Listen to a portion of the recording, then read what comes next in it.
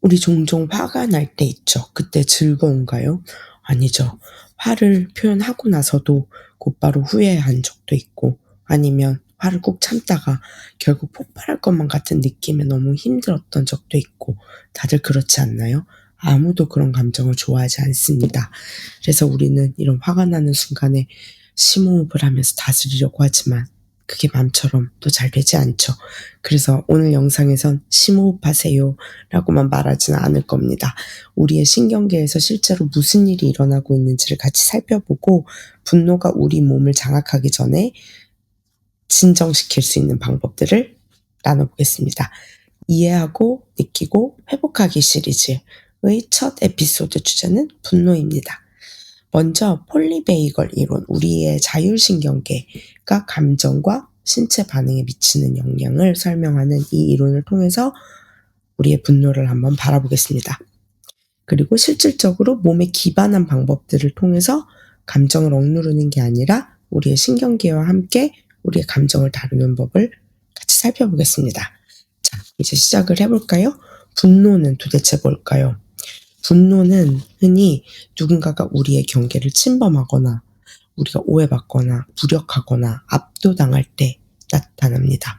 장기간의 스트레스나 소화되지 않는 마음의 고통이 원인이 되기도 합니다. 본질적으로 분노는 뭔가 불공평해 안전하지 않아 라는 신호입니다. 그래서 분노는 우리를 보호하기 위한 자연스러운 감정이에요.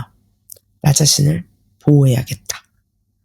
폴리베이걸 이론에 따르면 우리는 세 가지 신경 상태를 왔다 갔다 합니다. 첫 번째는 안정 및 사회적 연결 상태. 우리가 안전하다라고 느끼고 몸도 편안한 상태. 두 번째는 투쟁 또는 도피 상태. 뭔가 상황이 위험하다라고 자각을 해서 교감신경계가 활성화된 상태. 세 번째는 이 위험한 상황에서 내가 아무것도 할 수 없다라는 무기력감에 얼어붙고 완전 모든 우리의 신경계가 다운된 상태. 이 두 번째 교감신경계가 활성화됐을 때 불안이라는 감정은 도피 반응에 가깝다면 분노는 투쟁 반응과 관련이 깊습니다. 교감신경계가 활성화되면서 발생하는 생존 전략입니다. 신체적이든 감정적이든 위협을 느끼면서 투쟁 아니면 도피 모드로 들어가는 거죠. 그래서 우리를 방어하려고 목소리가 높아지고 항의하게 되고 싸우게 되고 심장이 빨라지고 어깨 긴장되고 그런 신체 반응도 나오고요. 네. 어쨌든 우리 몸이 어떤 방식으로든 안전과 통제감을 되찾으려는 몸부림을 하는 것이죠. 그렇지만 이런 분노는 우리를 보호하려고 하는 기능이지만 때론 도움이 되고 때론 해로울 수도 있습니다. 분노가 도움이 될 때와 해로울 때. 분노가 우리를 보호할 때는 우리와 우리의 경계를 침범한 상황으로부터 중간에 경계를 설정하고 우리가 목소리를 높임으로써 우리가 위험에서 벗어나도록 도와줄 수 있습니다. 이건 적응적인 분노예요. 그런데 우리한테 도움이 안 되는 부적응적인 분노는 과도하게 폭발을 하거나 아니면 이 분노가 우리 안에 너무 오래 머물거나 그래서 타인과의 관계도 망치고 우리 자기 자신도 공격하는 상황입니다. 상황의 크기나 맥락에 비해서 너무 과장된 반응을 보일 때, 심지어 처음 얘기한 우리한테 도움이 되는 우리를 지켜주려는 정당한 분노라고 할지라도 너무 거칠게 표현하면 폭력으로 표현을 하면 신뢰와 인간관계를 손상시키기도 합니다. 그래서 분노가 정당하더라도 표현 방식이 중요하죠. 조절되지 않고 폭발적인 분노는 우리 자신도 관계도 망칩니다. 상대방이 방어적으로 변하거나 마음을 닫게 만들 수 있어요. 처음에는 수긍하는 것처럼 보여도. 그래서 우리의 목표는 분노를 인정은 하되 분노에 지배당하지 않는 것입니다. 다음은 분노가 강렬해지는 이유, 우리의 뇌와 트라우마를 한번 살펴볼게요. 분노가 원하지 않게 격렬해지는 이유 중에 하나는 우리가 압도적인 경험, 즉 트라우마 경험을 하면 우리의 뇌는 그 순간의 기억을 조각란 형태로 저장을 하게 돼요. 우리의 우뇌와 편도체는 소리, 이미지, 감정 등 생생한 그 트라우마 순간의 생생한 감각을 저장합니다. 이 기억들은 타임 스탬프가 없어서 이게 과거에 일어났고 이미 지나간 일이라는 거를 저장하지 못해요. 그래서 그냥 그 오감의 생생한 감각의 느낌만 저장을 해요. 감정뇌에. 그래서 비슷한 자극을 받으면 마치 지금 그 트라우마 일이 또 다시 일어나는 것처럼 몸이 반응을 합니다. 그리고 과거와 현재를 구분하는 해마 기능이 저하됩니다. 논리적 사고를 담당하는 전두엽 작동도 멈춥니다.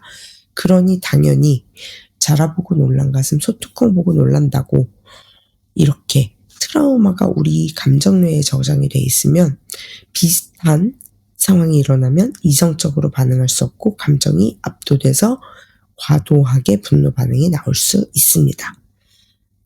특히 이런 해결되지 않은 아픈 경험들은 우리의 핵심 신념에 영향을 주게 됩니다. 자기 자신, 타인, 세상에 대한 신념. 예를 들어 나는 안전하지 않아, 사람은 믿을 수 없어, 살기 위해서는 싸워야 돼. 이런 신념은 사실이 아니라 생존 전략인데 이런 신념이 논리적 사고를 하는 전두엽이 아닌 감정뇌에 저장이 돼 있기 때문에 이미 사실이 아니더라도 여전히 진실처럼 느껴질 수 있어요. 그래서 치유는 단순한 통찰로 끝나지 않습니다. 신경계가 새로운 적응적인 정보를 받아들이도록 돕는 과정이 필요합니다. 과거의 일은 이미 끝났고 나는 지금 안전해.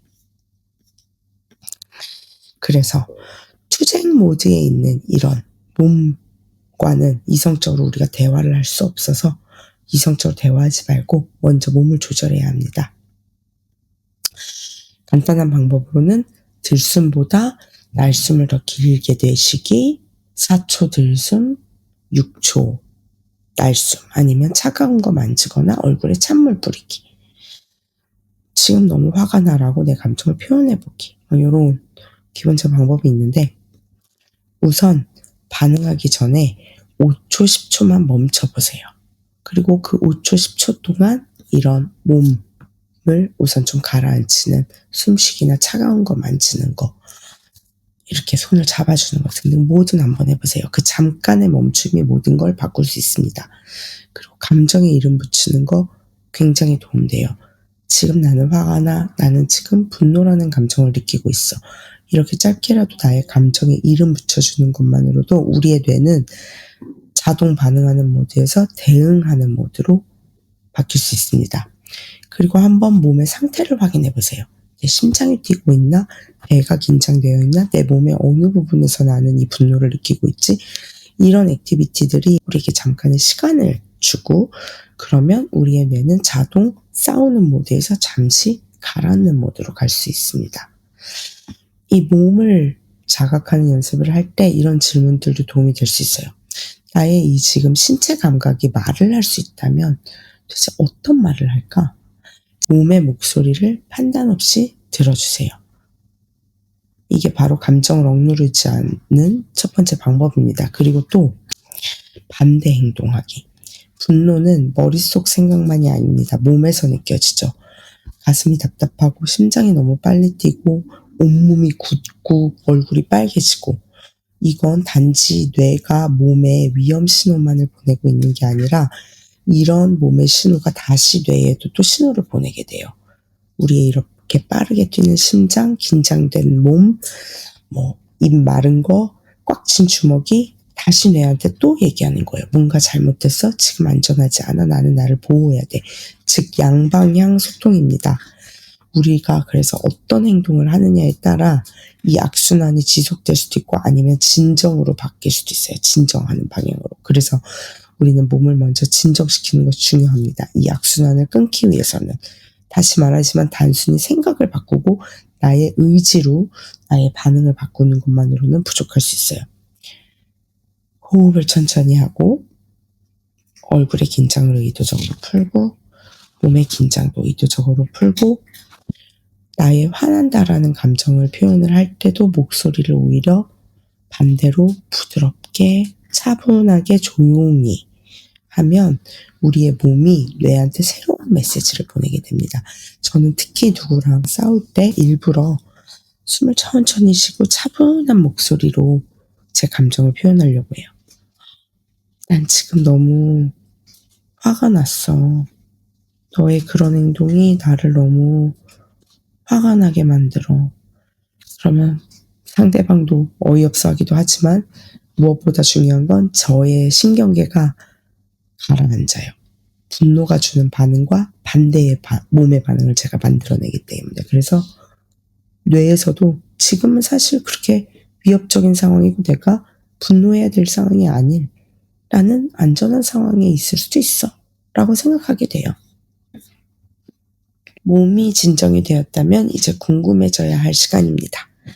스스로한테 물어볼 수 있는 질문들. 나의 이 분노는 무엇을 지키려는 거였을까? 나의 어떤 경계가 침범당했다고 느꼈던 걸까? 내 안에 어떤 부분이 무시당했거나 들음받지 못하고 그런 느낌을 받았던 걸까? 어떤 부분에서 나는 위협적으로 느꼈던 걸까? 나는 지금 상황에 반응하는 걸까? 아니면 과거에 나의 아픈 기억에서 이런 반응이 나오는 걸까? 나는 지금 나의 어떤 부분을 지키려 하려는 거지? 그리고 이 상황은 내가 나 자신을 어떻게 보고 있는지를 말해주는 걸까?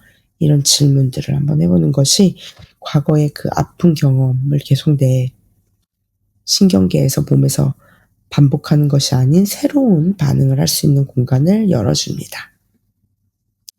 자, 이제 자동적인 반응, 신경계 반응이 아닌 우리가 선택하는 대응을 할 준비가 되어 있습니다. 단호하되 공격적이지 않게 나의 경계를 표현할 수 있고 아니면 바꿀 수 없는 것은 받아들이기, 나의 기대치를 조절하기, 나의 전략을 수정하기, 아니면 나를 계속 자극할 만한 이 패턴은 피하기, 이런 좀 더 차분한 상태에서 선택할 수 있는 힘이 생깁니다. 마무리하는 메시지입니다. 분노는 우리의 적이 아니고 메시지입니다. 치유란 절대 화내지 않는 사람이 되는 게 아니고 우리의 분노, 그 감정을 이해하고 그럼으로써 안전하게 느끼고 그랬을 때 찾아오는 것입니다. 다시 자극되고 다시 화나고 그럴 거예요. 괜찮습니다. 우리가 도구를 가지고 있다면 멈추고 돌아보고 우리를 보호할 수 있는 반응을 선택할 수 있어요. 우리는 결국 감정을 느껴야 회복할 수 있습니다. 감정에 휩쓸리라는 뜻이 아니고 그 감정이 주는 메시지를 충분히 이해할 때까지 머물러 보자는 거예요. 그리고 꼭 기억하셔야 할 부분은 오늘 소개한 도구들은 단지 몇 가지 예시일 뿐입니다. 기적적으로 바로 효과가 나타나는 건 아니에요. 모든 것이 그렇듯 시간과 연습이 필요합니다. 만약에 그렇게 시간과 연습을 들여서 내가 이런 새로운 도구들을 사용해 보는데도 여전히 나의 분노가 통제 불가능이다. 나를 아프게 한다. 그러면 실망하지 마세요. 여러분이 뭔가 고장난 게 아니고 여러분의 신경계가 조금 더 많은 지원을 필요로 할 뿐이에요. 특히 과거 트라우마 경험이 있거나 배상후 스트레스 장애, PTSD로 어려움을 겪고 계시다면 감정의 뇌와 몸이 여전히 처리되지 않은 고통을 간직하고 있을 수 있어요. 그래서 이런 간단한 도구들이 나한테 잘 먹히지 않을 수도 있습니다. 절대 여러분의 탓이 아니에요. 그럴 때는 EMDR, 여러 가지 트라우마 중심 치료들을 통해서 전문가와 함께 그 고통스러운 기억을 안전하게 처리하고 여러분들이 자신과 세상에 대해 오래도록 품어온 그 아픈 신념을 바꾸고 우리의 신경계에 새로운 적응적인 정보를 설치하도록 도와주는 그런 전문적인 도움을 받으시는 것을 권합니다. 우리가 결국 원하는 것은 옛날 아픈 기억은 이미 끝났고 지금 나는 안전해라는 메시지를 우리 몸이, 신경계가 진짜로 믿고 받아들이게 만들어주는 것입니다. 이 영상이 마음에 와닿았다면 좋아요와 구독, 공유로 함께 해주시고 다음 주에는 셧다운, 감정적 무감각 상태에 대해서 이 같은 신경계 이론을 이용해서 이야기할 것입니다. 기대해 주세요.